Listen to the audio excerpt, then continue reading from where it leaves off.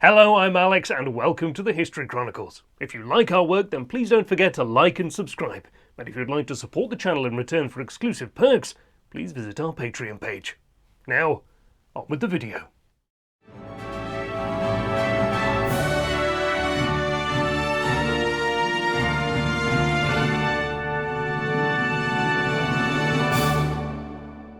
Today's History Chronicle covers the incredible invention of manned flight and the pioneering of aviation from ancient times through the 20th century to today. Over 2 millennia of creative minds devising intricate flying machines paved the way for the age of modern aviation and the easy access to global travel we enjoy in the 21st century. Flying has always been of enormous interest to humans. On the walls of ancient temples we see humans and gods depicted as birds, and flying has been synonymous with freedom and adventure for as long as anyone can remember. You've probably heard of the incredible Wright Brothers and their momentous flight at Kitty Hawk in 1903, and you may even have been told the old myth of Daedalus and Icarus, who took to the skies with homemade wax-bound wings until Icarus flew too close to the sun and crashed back to Earth. However, the real history of flight begins not in the Greece of antiquity, but in the far-flung reaches of ancient China, where the first scientists grasped the concepts of flight and built all sorts of kites and toys to fascinate curious minds. Chinese religious figures fabricated and flew colourful kites for celebrations and important events. According to ancient sources, kites were employed for a broad range of purposes in China, such as measuring the speed of the wind, lifting small payloads, and as warning signals. As kites became bigger and more efficient aerodynamically, they became able to lift exceedingly heavy payloads. At a certain point in ancient history, we begin seeing records of large kites being used to carry humans short distances. For example, it is recorded that in the 6th century AD, an ancient Chinese prince, Yuan Huangtu, imprisoned by his enemies, made the first manned kite flight after being pushed off the Tower of Yi. China was also a hotbed for scientific experimentation, and ancient inventors understood the aerodynamics of flight very well for their day and age. For instance, they knew that a small craft could be made to rise in the air if a small, quickly spinning rotor was attached to its top. This was the precursor to the modern helicopter. Bamboo copters, as they were known, were popular and intricate toys in ancient China, which effectively functioned as wind-up helicopters. They emerged during the 4th century AD and utilised wind-up taketombo propellers to create lift, pulling a small wooden box into the air for a short duration. In fact, one might consider the pioneering of the bamboo copter toy the true origin of the helicopter. Furthermore, it is even possible that the bamboo copter inspired the inventions of Leonardo Da Vinci when it was introduced to Europe in the Renaissance. Europe, however, was considerably behind Asia when it came to flight in ancient and medieval times. Though ideas trickled in through the limited contact the two continents had, it would be centuries before Europe stumbled upon the same concepts of flight that the Chinese already understood very well. However, there was an 11th century Benedictine monk and fan of the Daedalus and Icarus tale, Aylmer of Malmesbury Abbey, who was an enthusiast of gliding flight.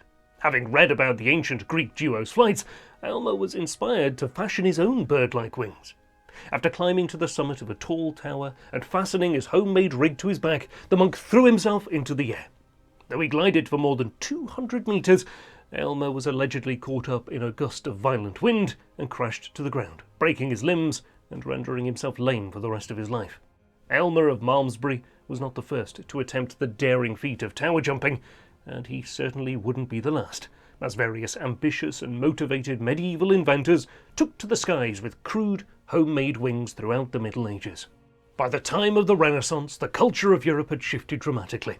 Now more than ever, the arts and sciences were being pioneered by great creative minds, which gave rise to new and innovative ideas. People of the Renaissance were just as determined to fly as their ancestors were, and by the 16th century it was believed the most promising way to take to the skies was in a mechanical craft called an ornithopter.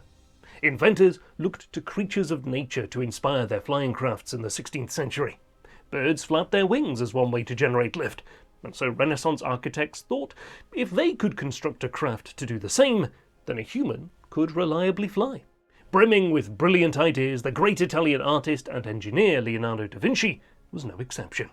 Although he spent the majority of his time painting his famous works like the Mona Lisa and the Last Supper, when he had free time he sketched incredible designs for mechanical machines.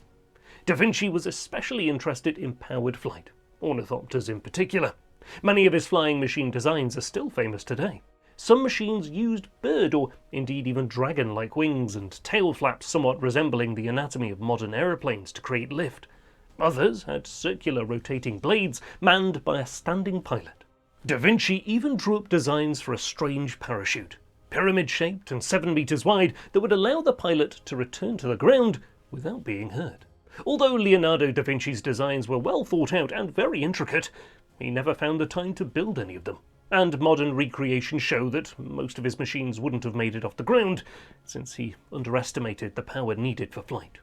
More than 2 centuries of lackluster progress would follow, with more tower jumping, failed flying machine designs, ornithopters, and scientific experimentation into the principles of flight. Then, on the 21st of November in the year 1783, everything suddenly changed, and a new era of flight was born. It was the age of the hot air balloon. On that day, the French brothers Joseph and Etienne Montgolfier, pioneers of balloon technology, accomplished the first human flight of an untethered hot air balloon at the Château de la Muette. Previously, the Montgolfier brothers had flown animals like sheep, ducks and cockerels in their balloons before they deemed their invention worthy and safe for human flight. Made of cotton canvas and weighing over 400 kilograms, the Montgolfier brothers' craft was a bizarre sight in the late 18th century. The maiden flight, or float, of their hot air balloon marked the beginning of the ballooning age in Europe, which wouldn't come to a close until the time of the Hindenburg disaster in the 1930s. From then on, balloons were seen as the ultimate way to take to the skies, with curious inventors all across Europe constructing fabulous hot air balloons and embarking on dangerous high-altitude flights, which were sometimes catastrophic. Balloons could be manufactured to almost any size and were simple crafts with fairly basic mechanisms. A pair of humans could travel in the basket hanging beneath a hot air balloon for several kilometers and float through the clouds for long-duration missions. Balloons inflated with hydrogen gas became especially popular for flights to altitudes as high as almost 10,000 feet, and this innovation would pave the way for the huge airships of the late 19th and early 20th centuries. With the arrival of the 19th century came great advances in engine technology, with high-pressure steam engines gaining greater efficiency and mechanical complexity. Internal combustion piston engines emerged in the early 1800s as well as small electric motors. Thanks to the Industrial Revolution, powered technologies, both chemical and electrical, advanced at astronomical rates, with inventors and scientists all across Europe and America sketching and constructing increasingly powerful and compact engines. By the mid-19th century, the advent of compact, powerful engines meant hot air balloons could now be controlled and steered through the sky, rather than be subject to the direction of the wind.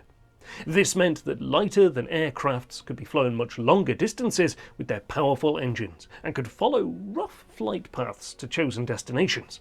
Airships, or dirigible balloons as they were known in those days, quickly took off.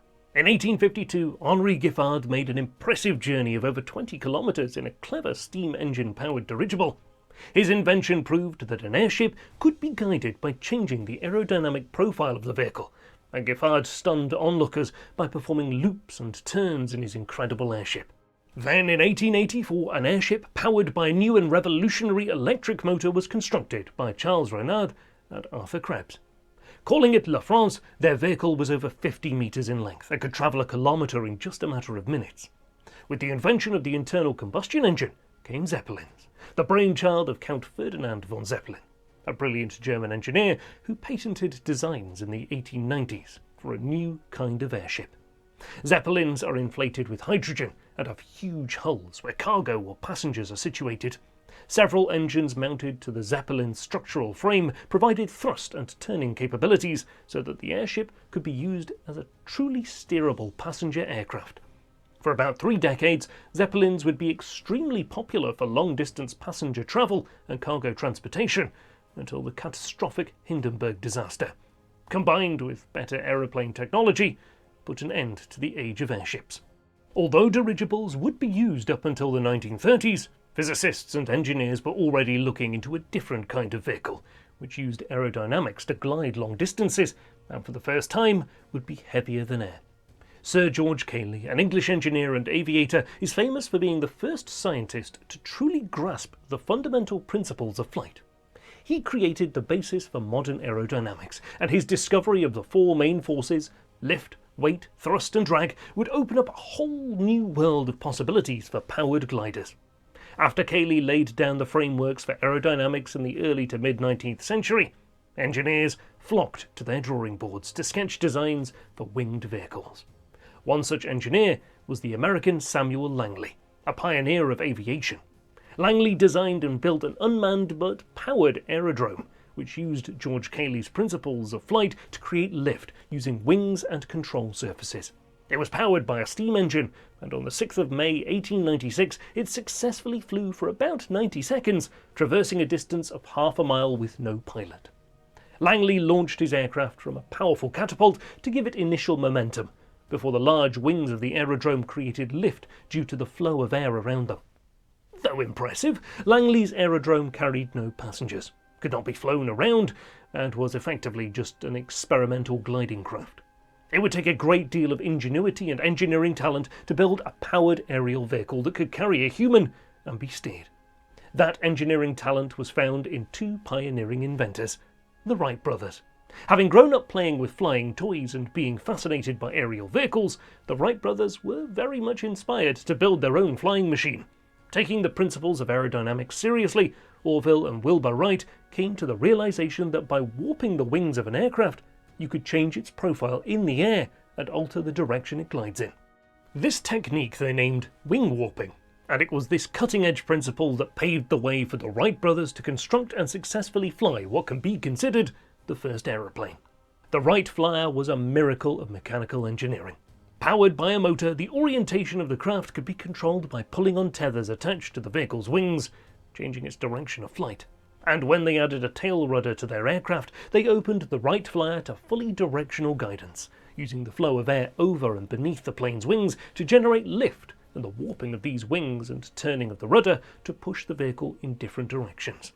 And so, on the 17th of December in 1903, the Wright brothers made their momentous maiden flight near the town of Kitty Hawk in North Carolina. Taking off from a small hill, the Wright Flyer used its motor to provide thrust and in turn generate lift due to the flow of air around the wings. Orville, lying in the centre of the plane, controlled the craft for a flight of just 12 seconds, cruising at about 7 miles per hour and covering a distance of 120 feet. 3 further flights were made that day between Orville and Wilbur, with each mission gaining speed and distance. The final flight took off at noon, with Wilbur in charge of the Wright Flyer, making an astonishing distance of over 850 feet in 59 seconds. Wilbur Wright proved that he and his brother's aeroplane could be powered, controlled, and flown for long distances with a pilot riding in it. Most modern experts see the Wright brothers as the legitimate inventors of the first ever aeroplane, and their work was groundbreaking for the early 1900s. After their first successful flight, the brothers designed and built the Wright Flyer 2 and 3, each one incrementally more powerful and capable than the previous. Their work opened the door to the great age of aviation, in which thousands of creative physicists, engineers, inventors and pilots worked together to advance aeroplane technology. Indeed, the Wright brothers are responsible for all the incredible modern aeroplanes we have today. After the first flights of the Wright brothers at Kitty Hawk, everything advanced very fast for aviation. The focus was on developing more powerful engines and better aerodynamic structures for aeroplanes. By the First World War, small aeroplanes were flying thousands of feet high, at speeds vastly superior to the Wright Flyer. In the Second World War, powerful propeller-driven fighter planes and bombers rolled out of factories in the hundreds and thousands of units. And dozens of new aircraft designs emerged, some spectacular and some flawed. With the revolutionary invention of the jet engine came the age of commercial aviation and supersonic flight. Jet engines were significantly faster and more efficient, and made it viable for the average person to take a flight around the world in just a few hours. Transatlantic flight became preferred over setting sail in a ship, and eventually the Concorde was developed by Britain and France, and it achieved commercial supersonic flight, crossing the Atlantic Ocean in just under 3 hours. Super-advanced multi-role fighters and spy planes dominated the skies, and heavy cargo planes transported tons of freight to faraway destinations. And it all began with the flight of 2 pioneering engineer brothers on a lonely hill near the town of Kitty Hawk, watched by a small gathering of onlookers and lasting just a matter of seconds. You have been watching the History Chronicles.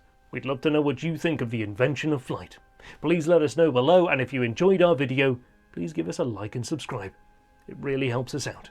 Also, if you'd like to support our work going forward, please visit our Patreon page.